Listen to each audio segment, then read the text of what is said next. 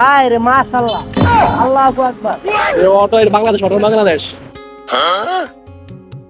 আছি গো ডুবে আমি পাপের সাগরে, না জানি কি হবে ওপারে হাসরে, তুমি বিনা, এই যে গাড়ি চালাই রে। তুমি বিনা।